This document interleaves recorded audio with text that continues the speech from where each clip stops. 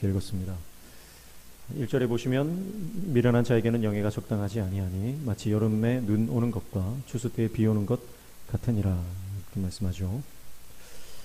오늘은 그 미련한 자, 특별히 이 영적인 게으름에 대해서 말씀을 하고 있는데요. 특별히 미련한 자는 영광에 어울리지 않는다 그런 말씀을 하고 있습니다. 여름에 눈이 오는 것은 자연을 거스르는 것이고요. 또 추수 때에 비가 오는 것은 추수를 어렵게 하고 그리고 수확한 곡식들이 비를 맞으면 썩게 되는 것을 말하는 것입니다. 그러니까 하나님의 영광이라고 하는 것이 지혜자에게 어울리는 것이지 하나님의 지혜가 없는 어리석은 자들에게는 이 지혜가 어울리지 않는다, 적절하지 않다, 그리고 아름답지도 않다라고 하는 것을 말하고 있습니다. 그래서 오늘 본문이 말하는 것은 하나님의 지혜를 아무나 받는 게 아니고요. 하나님의 지혜를 받는 어울리는 사람이 되라 그렇게 말씀하고 있는 거예요. 2절에 보니까 까닭 없는 조주는 참새가 떠도는 것과 제비가 날아가는 것 같이 이루어지지 아니하느니라 그렇게 말씀하죠. 공중의 새가 날아가 버리면 그 날아간 흔적 자취가 남지 않습니다. 요즘에 비행기는 지나가고 나면은 제트기 같은 경우에는 그 제트 구름이 생기지 않습니까? 그렇게 지나간 흔적이 남지만 새는 그렇지 않죠. 그런 것처럼 까닭 없이 저주하는 그 저주가요 흩어져서 사라져버린다 그렇게 말씀하는 거예요. 3절에 보시면 말에게는 채찍이요 나귀에게는 재갈이요 미련한 자의 등에는 막대기니라 그렇게 말씀하고 있어요. 자, 그러니까 앞에서 미련한 자에게 어울리지 않는 게 뭐라 그랬습니까? 미련한 자에게 영광이 어울리지 않는다. 그러면 뭐가 어울리냐? 그게 바로 3절이에요. 바로 막대기다. 회초리가 어울린다 그렇게 말하는 거죠. 자, 이것은 짐승은 때려야 말을 들어요. 짐승은 때려야 말을 듣습니다. 그래서 말은 채찍이 필요하고 나귀에게는 재갈이 필요한 것처럼 미련한 자의 등에다가 막대기로 회초리로 때려야만 말을 듣는다라고 하는 거죠. 자, 그러니까 물리적인 힘, 물리적인 도구를 사용해야만 말을 알아듣는 사람, 그 사람이 바로 미련한 자다 그렇게 말하고 있는 것입니다. 그래서 짐승처럼 이렇게 때리지 않으면 알지도 못하고 깨닫지도 못하고 듣지도 않는 미련한 자를 비웃는 그런 경고라고 볼 수가 있겠습니다. 또 4절에 보니까 미련한 자의 어리석은 것을 따라 대답하지 말라 두렵건대 너도 그와 같을까 하노라. 4절에는요 어리석은 자, 미련한 자와는 말대꾸도 하지 마라 그렇게 말하고 있고요. 5절에 보면 미련한 자에게는 그의 어리석음을 따라 대답하라 두렵건대 그가 스스로 지혜롭게 여길까 하노라 그렇게 말하죠. 4절에는 대답하지 마라, 말도 섞지 마라 그렇게 말하면서 5절에는 또 대답하래요. 여기서 이게 4절과 5절이 상반되는 것 같지만 4절에서는 말을 섞지 않을 수 있으면 되도록 섞지 말라는 말이고요. 5절에는 침묵이 중요한데 그 사람이 내가 침묵할 때 오히려 교만해지는 상황이 된다면 그 사람에게는 말을 해줘라 그런 말이에요. 그래서 대답을 해주어서 그의 어리석음을 드러내야 한다 그런 말입니다. 자, 무슨 말이냐면 지혜자는요 때에 맞는 적절한 말을 해야 되는데 때로는 침묵도 중요하다 그 말씀을 하고 있는 것이죠. 자, 우리가 인생을 살아가다 보면요 수많은 이야기를 듣게 됩니다. 그 이야기들은요 대부분은 사람의 소리, 어리석은 소리들이 많이 있습니다. 그래서 거기에 동조하지 말라는 거예요. 누가 끊임없이 나에게 어떤 비난과 또 어떤 공격적인 그런 말들을 할 때 우리는 거기에 동조해서는 안 된다는 겁니다. 어떤 사람을 향해서 막 비난의 화살을 쏘을 때 그 사람이 연합해서 누군가 가담해 주기를 원하거든요. 그러면 내가 제3자의 입장에서 누군가를 막 공격하고 있는 그 사람에게 내가 가담해서는 안 된다. 침묵해라. 그 말이에요. 그리고 내가 꼭 말해야 될 때가 있어요. 그럴 때는 지혜롭게 잘 말을 해서 그 사람의 어리석음을 드러나게 해야 된다. 그런 말이에요. 그러니까 우리가 신앙생활 하면서 교회 안에서 예를 들어서 누군가 연약한 사람을 막 공격하고 비난하고 모함하고 그렇게 하는 경우가 있죠. 그러면 거기에는 일절 가담하지 마십시오. 입을 딱 닫는 겁니다. 침묵하시는 겁니다. 그런데 만약에 수위가 넘었다. 그러면 거기에 대해서 그것은 하나님이 기뻐하지 않는 일이다. 그렇게 그 사람을 교훈해라 하는 거예요. 그 사람의 말에 동조하지 말고 그 사람이 말하고 있는 것이 얼마나 어리석은 것인지 드러날 수 있도록 지혜롭게 대응하라. 그런 말씀이에요. 그래서 우리가 인생을 살아가다 보면 어떤 말을 하느냐에 따라서 우리 삶의 결과가 굉장히 많이 달라집니다. 그래서 지혜가 필요한 거예요. 이유 없이. 그래서 2절 말씀에 보면 왜 공중의 새가 날아간 자취가 남지 않는다 이 말을 한 것이 이제 드러나죠. 우리 인생에 보면 정말 아무런 까닭 없이 이유 없이 공격하고 저주하고 욕설을 퍼붓는 그런 사람들이 있거든요. 그런데 그런 말들이 흔적이 남지 않는다. 흩어져 버린다. 아무 의미가 없다 이 말이에요.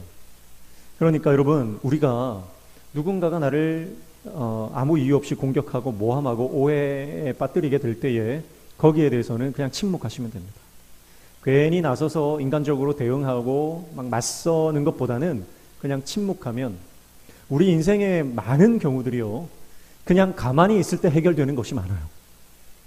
가만히 있으면 알아서 없어지는 일들이 사실은 대부분입니다. 그런데 우리가 그 상황 가운데서 감정을 컨트롤하지 못해서 괜히 대응했다가 더 관계가 악화되거나 문제가 심각해지는 경우가 많은 거예요. 우리가 인생을 살다 보면 그렇지 않습니까? 내 힘으로 되지 않는 게 더 많은 거예요. 그런데 내 힘으로 되지 않는 문제도요. 그냥 가만히 있었더니 자연스럽게 그냥 해결되어 버리는 경우도 많이 있거든요. 그러니까 이유 없이 까닭 없이 저주를 퍼붓는 그 사람에게 그냥 침묵해버려라. 그게 지혜로운 것이다. 그리고 만약에 그 사람이 수위를 넘어서 누군가를 공격하고 누군가를 모함하고 할 때는 그 사람에게 따끔하게 경고해 줄 필요가 있다. 그런 말들을 하고 있는 것이죠. 잘못된 판단은 우리 인생을 더 큰 어려움, 수렁으로 끌어 넣는 것입니다. 밀어 넣는 것입니다. 예전에 제가 한번 그 동화책 이야기를 한 적이 있는데요. 센지와 빵집 주인이라는 동화 혹시 기억나시죠? 빵집 2층에 사는 센지가 그 매일마다 그 맛있는 빵 굽는 냄새를 맡는 거예요. 그래서 이제 냄새만 맡아도 이게 무슨 빵인지 알아챌 정도로 그렇게 빵을 냄새를 많이 맡아서 어느 날 그 빵집 주인한테 빵 냄새가 너무 고소하고 맛있어서 행복하다 뭐 그런 얘기를 했더니 그러면 빵 냄새 맡은 값을 내라는 거예요. 함부로 우리 집 빵 냄새를 맡은 그 값을 내라. 그래가지고 재판장에 끌려가는 거죠. 재판장에 끌려갔다가 재판장이 내일까지 은 5잎을 가지고 와라. 그래가지고 빵집 주인은 이제 내일 되면은 이제 은 5잎을 받겠다. 신이 났죠. 그래서 센지는 돈이 없으니까 여러 군데를 돌아다니면서 겨우겨우 은화 5잎을 빌려다가 재판장에 그 다음날 가지고 가죠. 그래서 그 재판장이 어떻게 합니까? 그것을 통에 던져라. 은화 5잎을 통에 던져라. 그리고 빵집 주인에게 말합니다. 들었냐? 네, 들었습니다. 그러면 빵값 다 계산됐다. 네. 그러니까 냄새 맡았으니까 소리 들었으니까 다 계산됐다. 이렇게 재판장이 지혜로운 재판을 했다. 이런 동화 내용을 제가 말씀드린 적이 있는데요.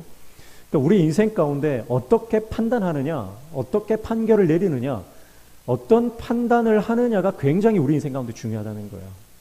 그래서 오늘 저와 여러분의 인생 가운데 하나님 주시는 하늘의 지혜로 우리에게 당한 모든 일들을 잘 판단하고 결정해 나아갈 수 있는 하나님의 종이 되시기를 축복합니다. 6절에 보니까 미련한 자 편에 기별하는 것은 자기의 발을 베어버림과 해를 받음과 같으니라 그렇게 말씀합니다. 자, 미련한 자에게 기별하는 것, 그러니까 미련한 자와 상대하는 것입니다. 자, 이것은요, 신체 한 부분을 잘라낼 정도로 치명적이고 끔찍한 일이다라고 말씀하는 거예요. 그러니까 여기서 말하는 어리석은 자는 하나님 경외함이 없는 사람이에요. 잠언에서 지혜자는 어떤 사람입니까? 여호와를 경외함이 지혜의 근본이다. 하나님을 경외하는 사람이 지혜자입니다.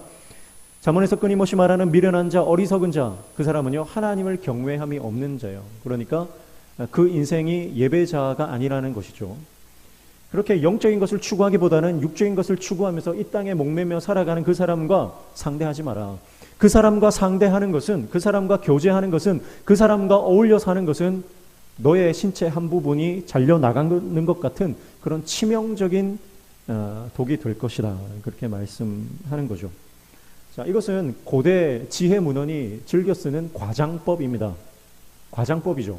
예수님도 그런 표현을 많이 하셨어요. 그래서 만약에 너의 눈이 범죄하면 눈을 빼버려라. 너의 손이 도둑질을 하면 그 손을 찍어버려라. 그런 식으로 과장법을 많이 쓰셨죠. 그래서 눈 없이 천국 가는 것이, 손 없이, 지체의 한 부분 없이 천국에 들어가는 것이 온전하게 지옥 가는 것보다 낫다. 그렇게 말씀하시면서 고대 그 지혜 문학에서 주로 쓰던 과장법을 예수님도 많이 쓰셨던 것을 보게 됩니다.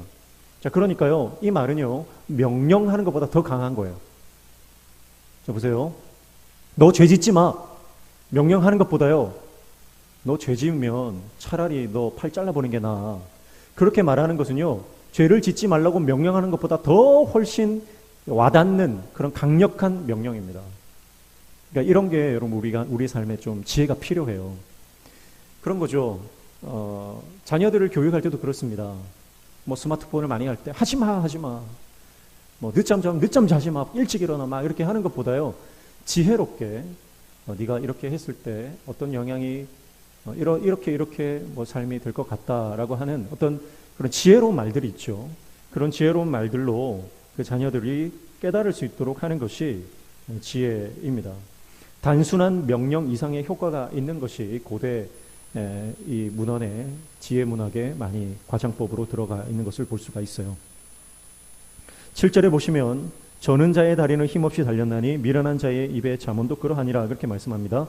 그러면서 이제 힘없는 다리, 그것은 이제 제 기능을 못한다 이런 뜻이죠. 그러니까 미련한 자의 입에 잠언도 그러하다 이 말씀은요, 잠언 하나님의 말씀이잖아요. 하나님의 말씀을 이제 미련한 자도 자기 인생 가운데 어떻게 이렇게 인용할 수 있다는 거예요. 그러나 그 사람이 하나님의 말씀을 인용한다고 해서 그 말씀이 능력이 있느냐? 그렇지 않다는 거예요. 여러분, 오늘 하나님의 말씀이 우리의 삶에 액세서리가 되지 않기를 축복합니다. 하나님의 말씀을 마치 액세서리처럼 내가 좀 지혜 있는 것처럼. 그래서 제가 고등학교 때요, 고등학교 국어 선생님이 항상 생각이 나는데, 그 고등학교 국어 선생님은 교회를 안 다니시는 분이에요. 그런데 항상 성경 말씀을 몇 개를 외워가지고 이렇게 인용을 하시더라고요. 그러니까 자기가 성경을 잘 안다는 거죠. 성경 말씀을 마치 자기의 지식 자랑처럼 그렇게 사용하시던 분이에요. 여러분, 그렇게 성경 말씀이 내 액세서리처럼 내 지혜를 좀 더 부각시켜주고 드러내는 그런 도구로서 사용돼서는 안 된다는 겁니다. 그런 사람이 쓰는 잠언은요, 아무런 능력이 없다. 기능을 발휘할 수 없다라고 말씀하는 것이죠. 여러분, 오늘 우리가 교회 다니는 것도 그렇습니다. 여러분, 교회를 다니는 인생이 아니라 오늘 저와 여러분이 예수님을 제대로 믿는 인생이 되기를 축복합니다. 기독교, 내가 교회 다니는 이 종교 생활이요, 내가 기독교인임을 증명해 주는 게 아니에요. 내가 하나님의 자녀를 증명해 주는 것은요, 내가 하나님의 말씀의 능력을 알고 하나님의 말씀대로 순종하며 사는 것이지, 내가 교회를 다니고 직분을 받았다는 것이 내가 크리스찬이라는 것을 증명하는 것은 절대 아닙니다. 오늘 저와 여러분의 말씀에 능력이 있어야 됩니다. 말씀의 능력을 경험하며 살아야 됩니다. 경건의 모양만 있어서는 안 됩니다. 경건의 능력이 있어야 됩니다. 미련한 자의 입에 있는 잠언과 같이 아무런 기능도 없고 능력도 없는 인생이 아니라, 오늘 저와 여러분이 붙들고 살아가는 그 말씀이 우리 삶의 능력의 그 나타남이 있기를 축복합니다.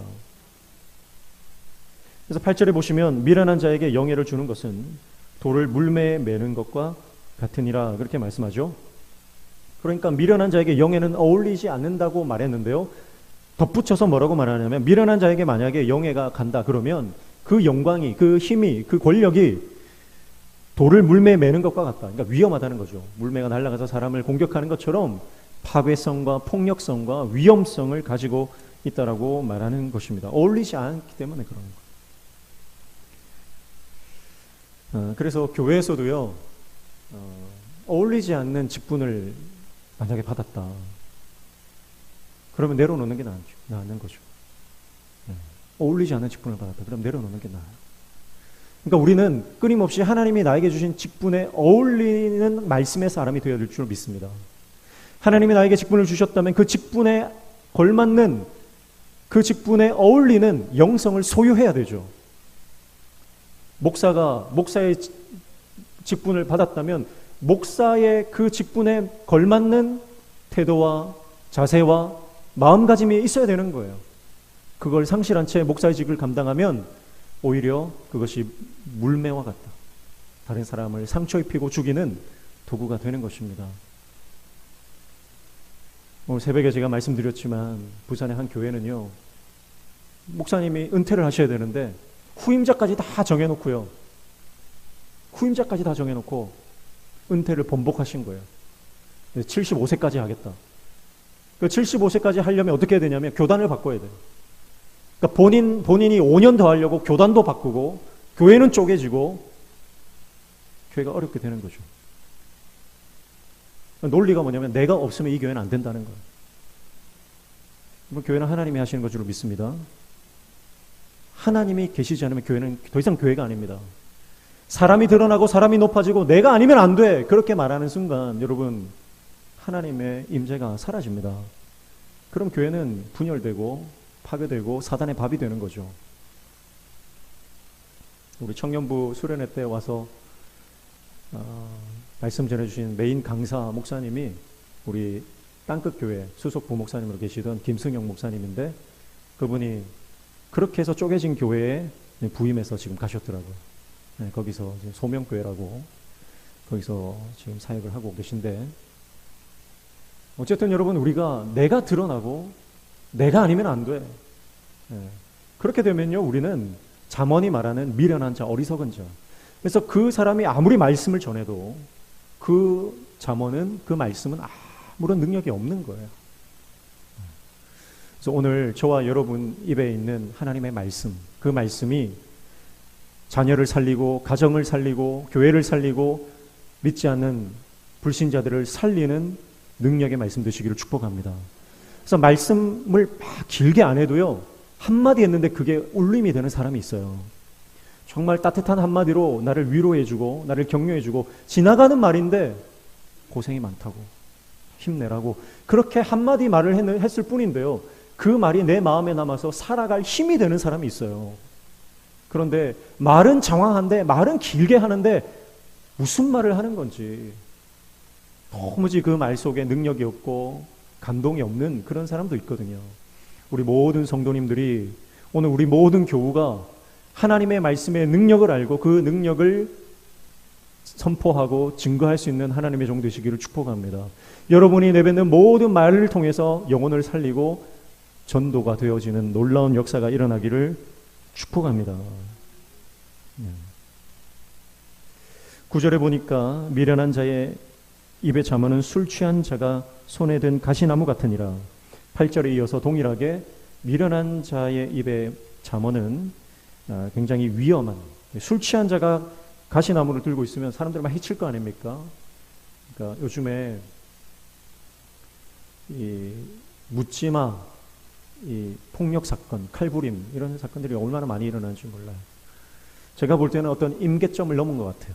이 사회가 점점 더 병들어가고 있다가 그 어떤 임계점이 넘어서 지금 걷잡을 수 없는 상태로 지금 이 사회가 급속하게 타락하고 있는 것을 볼 수가 있습니다. 이것이 소돔과 고모라에 있었던 사건들이고요.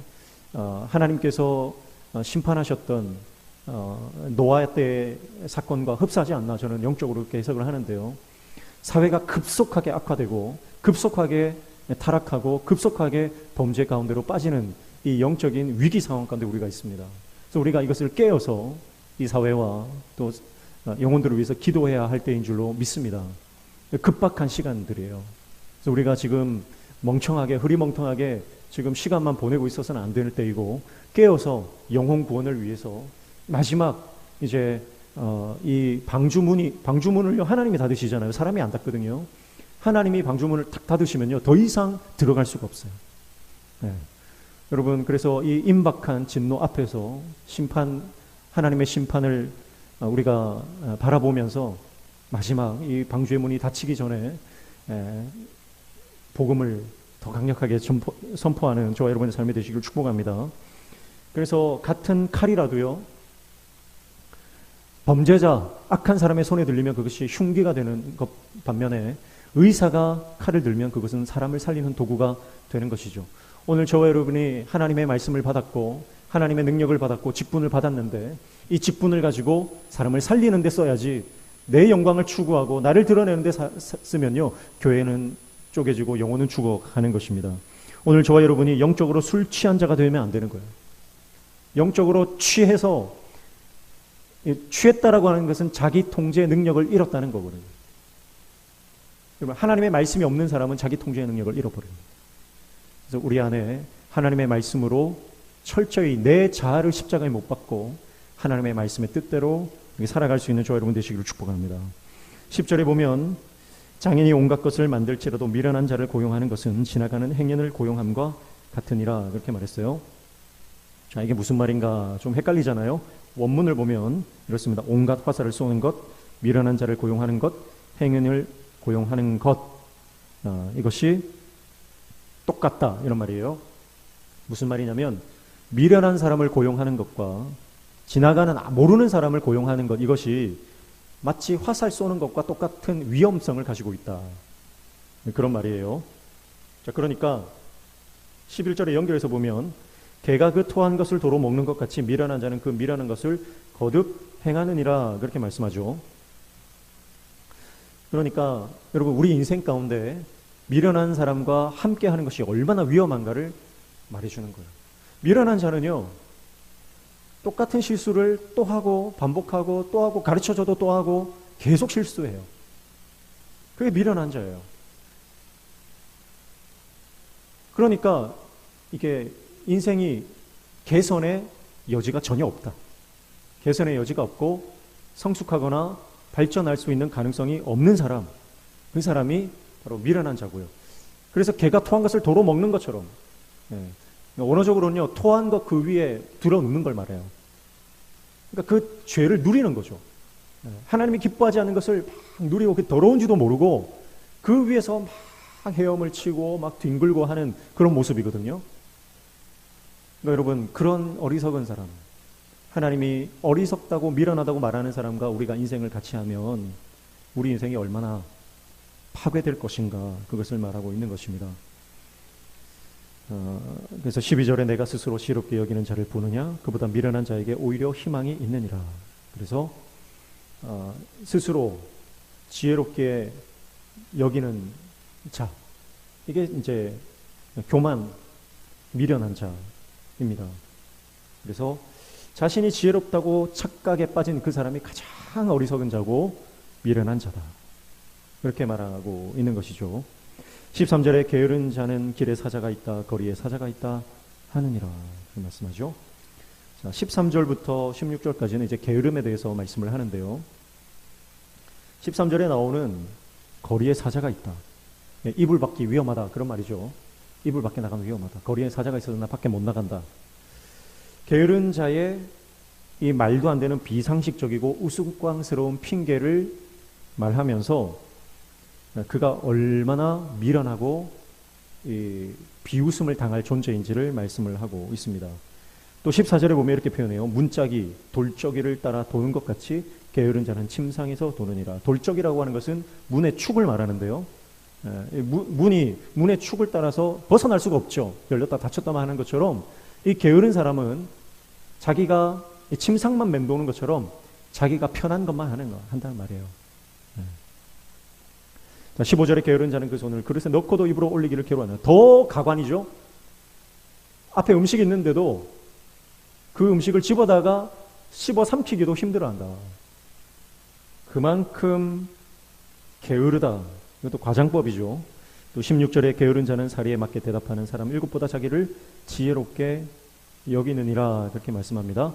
자, 그러니까 게으른 자는요, 사리에 맞게 대답하는 사람 일곱이라고 하는 건 완전수고요. 사리에 맞게 대답한다는 것은 그러니까 완전한 지혜를 가진, 완전함에 가까운 지혜를 가진 사람들을 말해요. 그 사람들보다 이 미련한 자는 스스로 나는 지혜롭다, 나는 탁월하다, 그렇게 생각한다는 것입니다. 자, 그러니까 1절부터 12절까지 미련한 자에 대해서 끊임없이 말하고 그 미련한 자가 얼마나 위험한지에 대해서 말하면서 13절부터 게으름에 대해서 말하는데요. 그러니까 결국 미련한 자, 어리석은 자는 어떻게 생긴다는 거예요? 게으른 태도가 미련함으로 빠져들 수밖에 없다는 것을 연결해서 말하고 있습니다. 자, 그러면 여기서 말하는 게으름이란 뭘까요? 뭐에 대한 게으름이죠? 하나님의 말씀에 대한 게으름입니다. 하나님의 말씀을 사모하지 않고 하나님의 말씀을 떠나 자기 뜻대로, 자기 주장대로, 자기 관점대로 살아가는 것, 자기가 생각할 때 편한 방식으로만 살아가기를 추구하는 그 사람이 결국은 게으른 사람이고, 그 사람이 미련한 자가 되고, 그 미련한 자와는 말도 섞지 마라, 침묵해라, 그렇게 말씀하고 있는 것입니다. 그러니까 16절의 마지막에 가면요, 결국은 이 영적으로 게으름, 하나님의 말씀을 등한시하고 하나님의 말씀을 가까이 하지 않는 사람들은 결국은 자기 숭배 사상으로 빠지게 된다는 말이에요. 아무리 지혜로운 사람이 7이 있어도 내가 더 지혜롭다. 그 말은요, 하나님의 말씀을 가진 사람보다 내가 더 지혜롭다는 것은 내가 하나님보다 더 높을 수 있고 내가 더 하나님보다 지혜를 가진 사람이다, 이렇게 자기 숭배로 빠지는 겁니다. 그러니까 결국은 자기 관점, 자기 가치관을 포기하지 못하게 되는 것이죠. 결국 배움과 변화, 교정을 바라지 않는 게으른 자의 반지성적인 성격과 착각을 경고하고 있는 말씀이다, 그렇게 우리가 볼 수가 있겠습니다. 사랑하는 성도 여러분, 오늘 성경은 영적 게으름이라고 하는 것은 자기 관점을 포기하지 않는 것이다, 그렇게 말씀하고 있어요. 다시 말씀드립니다. 영적인 게으름이라고 하는 것은 자기 관점을 포기하지 않는 고집입니다. 그래서 어떤 사람이 하나님의 지혜를 얻느냐? 그것은 자기 관점을 포기하는 사람이 하나님의 지혜를 얻습니다. 이것이 맞다고, 이것이 옳다고 끝까지 고집하면 하나님의 지혜를 받을 수가 없습니다. 그래서 자기 확신에 가득 찬 사람은 교만하고요, 하나님의 말씀의 지혜를 얻을 수가 없는 것입니다. 그러나 참된 지혜자는 어떻습니까? 참된 지혜자는요, 하나님의 지혜를 받아서 자기의 한계에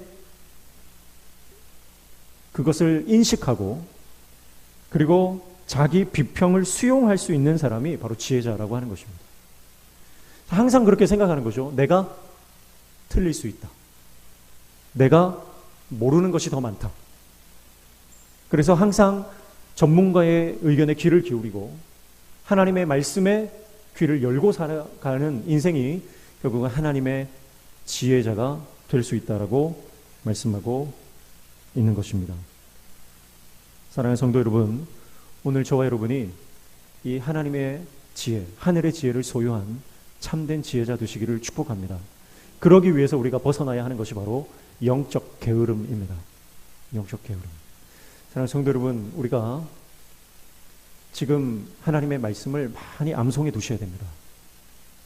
하나님의 말씀을 많이 암송해 두셔야 그 하나님의 말씀이 내 안에서 살아서 우리가 더 이상 하나님의 말씀을 읽을 수도 없고 들을 수도 없는 때에 그 말씀이 내 안에 살아서 역사하는 줄로 믿습니다. 지금 여러분들이 우리가 끊임없이 하나님을 찬송하는 이 찬송으로 우리의 삶을 채워야 됩니다. 그때 여러분, 우리가 더 이상 찬양할 수 없을 것 같은 상황에서도 내 안에 늘 불렀던 그 찬양이 나에게 능력이 되어서 나에게 회복을 가져다 주는 것입니다. 여러분, 우리의 삶을 하나님의 말씀과 하나님의 지혜로 채울 수 있는 저와 여러분 되시기를 축복합니다. 부지런히 채워야 됩니다. 하나님의 말씀으로, 하나님의 지혜로 우리의 삶을 부지런히 채워야만 내가 힘들고 어려울 때 그 말씀이 나를 회복시켜 주시는 것이죠. 이 하나님의 말씀을 등한시하고 하나님의 말씀을 멀리하면 위기를 만났을 때 그저 픽픽 쓰러져 버릴 수밖에 없는 것입니다. 내가 교회를 다니는 것이 그저 액세서리처럼, 교회는 다니는데 아무런 능력이 없는, 내 입에 잠언의 말씀이 있는데 그 말씀이 기능을 못하고 있는 그런 영적인 미련한 상태에 우리가 놓여 있지 않은지 이 말씀을 통해서 우리는 우리 자신을 말씀의 거울에 비춰봐야 하는 줄로 믿습니다. 사랑하는 성도 여러분, 오늘 하나님의 죄를 사모하시기를 축복합니다. 그리고 하나님의 말씀 앞으로 달려가시기를 축복합니다. 그리고 그 말씀이 우리 삶의 능력이 되어서 우리 삶의 모든 연약한 것들을 회복시키고 우리 삶에 막혀져 있는 것들을 돌파하는, 영적 돌파가 일어나는 능력 있는 삶, 승리하는 삶 되시기를 축복합니다. 그때 하나님의 말씀의 능력을 우리가 경험할 때에 하나님의 나라, 그 하나님의 나라를 우리가 이 땅에서 그 실체를 경험하며 살아가는 복된 인생으로 살아가게 될 줄로 믿습니다. 찬양하겠습니다.